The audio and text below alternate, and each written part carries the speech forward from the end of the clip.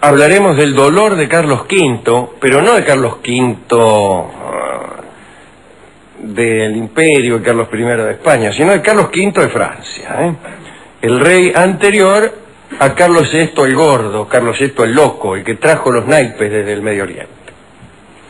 En el año 1364 murió el rey francés Juan II. Murió en Inglaterra, en realidad, donde había regresado para encontrarse con una dama hermosa de la que se había enamorado durante el tiempo en el que había estado preso en Londres. Es decir, una prisión relativamente benévola, ya que podía uno enamorarse de minas así. A Juan II lo sucedió su hijo Carlos, que fue Carlos V. Eran tiempos de lucha contra los ingleses que habían invadido Francia. Carlos V se hizo consagrar, como casi siempre sucede, en Reims. Estaba casado con Juana de Borbón. El 24 de mayo de 1364 la pareja real entró triunfalmente en París. Juana, que era hermosa, montaba un espléndido caballo y vestía exquisitamente. Por la noche, un gran banquete reunió a todos los nobles que estaban junto al rey en aquella guerra de los 100 años, ¿no? París se transformó durante 2 días en una gran kermés. La reina Juana fue colmada de alabanzas, de regalos, etc. Bueno, en realidad aquellos reyes, que después terminaron queriéndose, habían sido unidos del modo acostumbrado. Es decir, sin que mediara una iniciativa por parte de ellos. El matrimonio se había celebrado cuando Juana tenía 12 años y Carlos 13.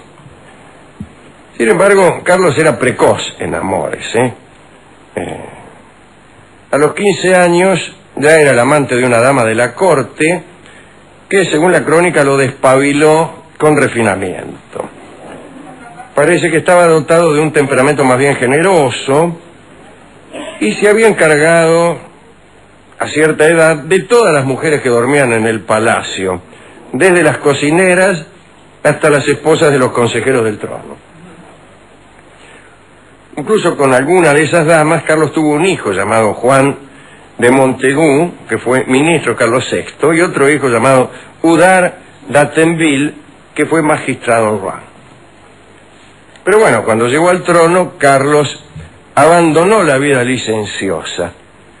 Cuentan que expulsó a todas las amantes, incluso también a los que habían sido cómplices de aquellos entreveros, pues quería cumplir con sus títulos de esposo y de rey de forma irreprochable.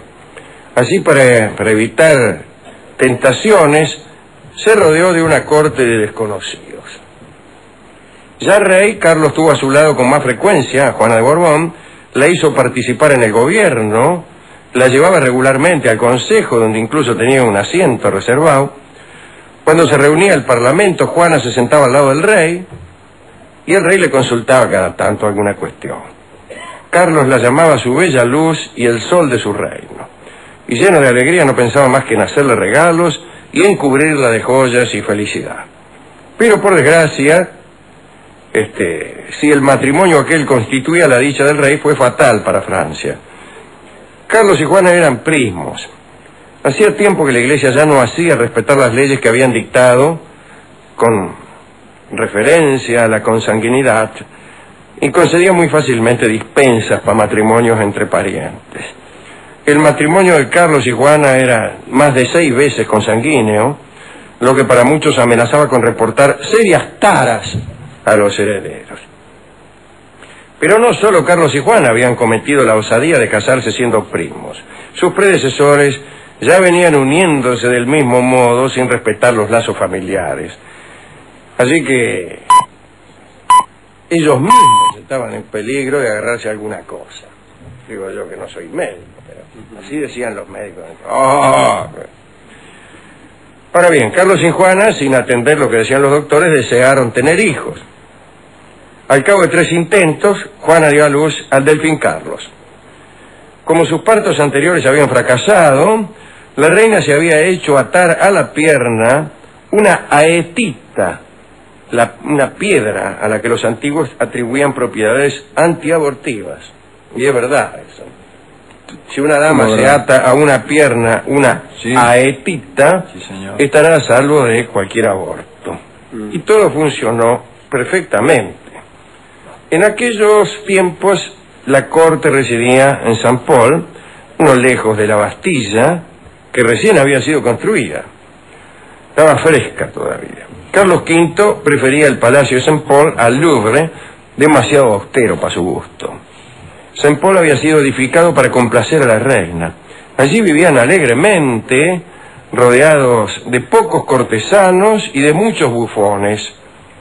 Les divertían los bufones. Pero entonces aparecieron aquellos problemas de la consanguinidad que tanto se temían. Poco tiempo después del nacimiento del delfín Carlos, Juana empezó a dar muestras de ligeros desequilibrios mentales.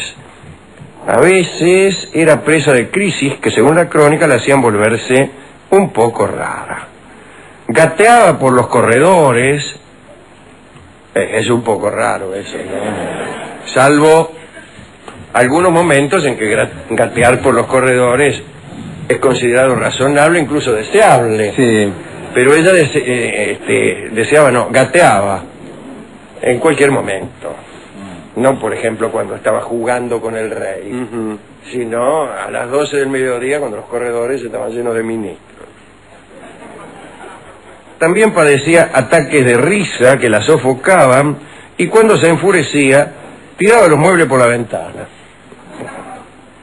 Pero como esos ataques eran pasajeros, nadie prestó demasiada atención. ¿Quién va a prestar atención a una mujer que después de todo no hace gran cosa?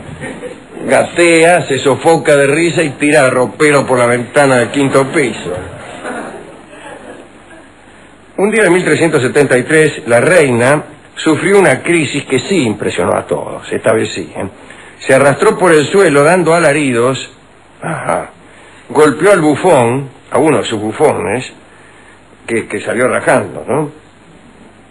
Y se pudo asistir al espectáculo de una reina en pleno ataque de alienación, diciendo cosas incoherentes ante sus nobles. Carlos V abandonó la sala del consejo y corrió al lado de Juana, y la encontró con las faldas por encima de la cabeza, entregada a un simulacro obsceno que lo consternó. Y con palabras suaves y mucho cuidado, la fue llevando a patadas en los talones hasta su habitación. Y allí la visitó un médico, y el médico dijo que la reina probablemente estaba embrujada. Sí, el facultativo lo dijo. Sí. ¿Cómo no? Un psicoanalista se dice. De aquella época. Entonces, muy deprimido, el rey Carlos se mandó una peregrinación. Juana permaneció en su locura durante un año. Después, poco a poco, recobró la razón. Y el rey, contento por esa recuperación, la amó mucho, y Juana quedó embarazada, naturalmente. Y murió de parto en la primavera de 1377. Pero entonces se detonó la locura de Carlos. Cuenta Christine de Pizan, en el libro que se llama Libro de Gestas del Buen Rey Carlos, que se volvió tan triste que dejó de ocuparse de los asuntos de Estado y nunca más lo vieron sonreír. Carlos V no solo abandonó los asuntos de Estado, entró en una melancolía poblada de llantos y de rezos, encerrado en la capilla de Saint Paul. Incapaz de sobreponerse al dolor, murió 3 años después de Juana, en 1380, a los 43 años de edad. Esa locura, dicen, continuó con el rey Carlos VI, pero esa es otra historia. Otra historia que ya hemos contado aquí. El pobre Carlos, que fue abandonado en una celda, sin nadie que se ocupara de él, hasta que una muchacha lo quiso bien, lo limpiaba, lo afeitaba y jugaba con él a los naipes. Y fue el que trajo los naipes a Occidente, o uno de los que trajo los naipes a Occidente. Le habían enseñado un juego que se había traído de las cruzadas. No los trajo él, en realidad, fue uno de los primeros que jugó. Como le gustaba mucho, después mandó a hacer unos juegos de naipes muy lindos. Y tuvo que ver con con que ese juego se pusiera de moda, o esa colección de juegos. Pero estaba más loco que este todavía. Así que eso era atribuido al casarse demasiado entre parientes. Pero lo que pasa es que las dinastías europeas no eran tantas. Y ya todo era medio pariente. No había más remedio que casarse con un pariente si uno quería casarse con una princesa. Si uno no era rey, quería casarse con una princesa.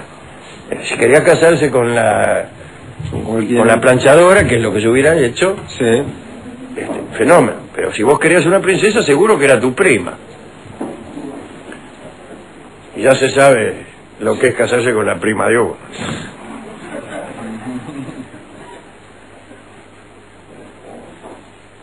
Te volvés loco después. Se lo digo porque yo conozco a muchos que se han casado con mis primas.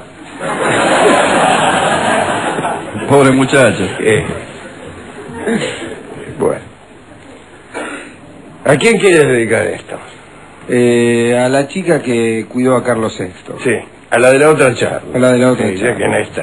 Al pobre Carlos V, que está... Sí, pobrecito. Murió de tristeza, pobre, ¿no?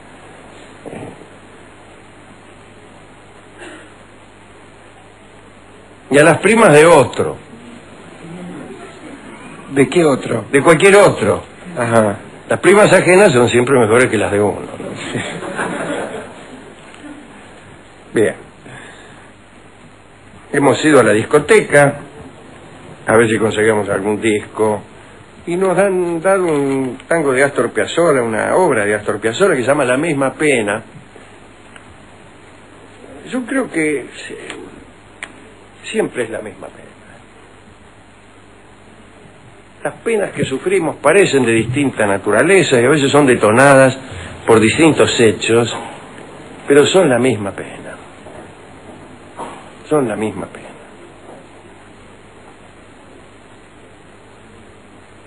Usted me dirá, ¿cuál es esa pena? Puede ponerle el nombre que quiera. Más o menos es así. Lo que deseamos no sucede. Es así. Usted puede llenar eso. También puede llamarla, no somos infinitos. Somos mortales, esa es la pena. Me dirá que si yo fuera oriental, la pena sería otra. Pero la pena es el deseo siempre, ¿no? Los orientales lo resuelven aniquilando el deseo y los occidentales tratando de cumplirlo. Ambos fracasan, me parece. Sí, por eso. Yo creo que vivir es penar, no le quepa ninguna duda. No estoy diciendo poesía barata, eso sí. Pero está bien advertirlo a tiempo y no empezar a quejarse cuando uno lo descubre.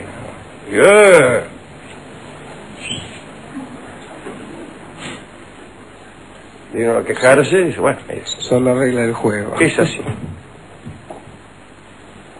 Vivir es morirse. Qué lindo aquello. Sí, mucho que no estaba pensando en eso. ¿Cómo era eso? Mire qué lindo, qué sencillo. Vivir es morirse diciendo mentiras. Vivir es un sueño que cuesta la vida. Vivir sin querer es vivir sin amor.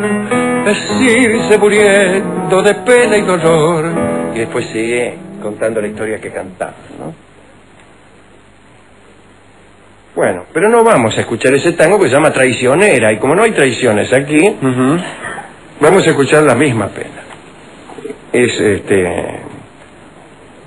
un tango de Piazzolla que será interpretado por Aquiles de Levigne en solo de piano. Adelante.